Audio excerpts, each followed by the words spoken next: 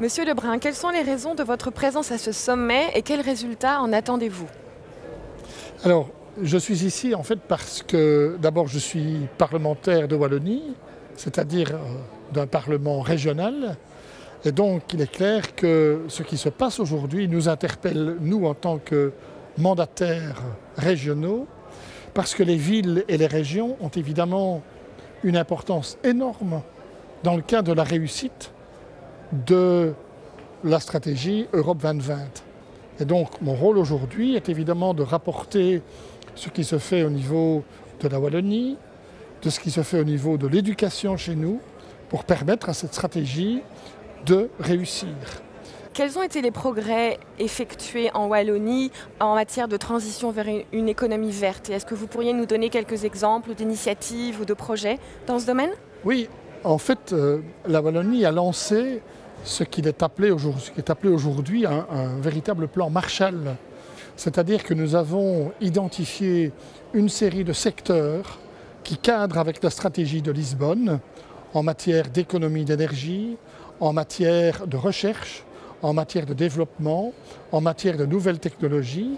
Nous avons globalisé des budgets permettant ainsi à nos entreprises de bénéficier de soutien accru afin de pouvoir réaliser une véritable stratégie européenne dans le cadre de l'Union européenne 2020. Un exemple, nous avons lancé un plan d'énergie renouvelable qui s'appelle le plan Solwatt, qui fait qu'aujourd'hui, en Wallonie, de nombreuses personnes se sont dotées de panneaux photovoltaïques, de produire notre propre énergie et de dépendre de moins en moins des énergies fossiles.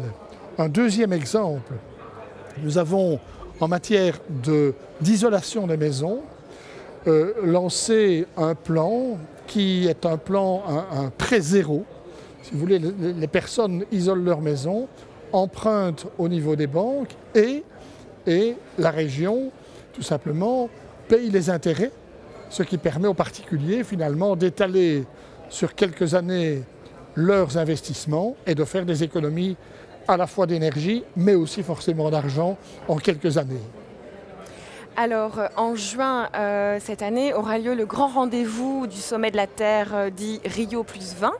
Quel est à votre avis le principal message que les régions européennes comme la Wallonie devraient porter à ce sommet? Alors, j'aurai l'honneur de représenter en tous les cas le comité des régions à Rio+20.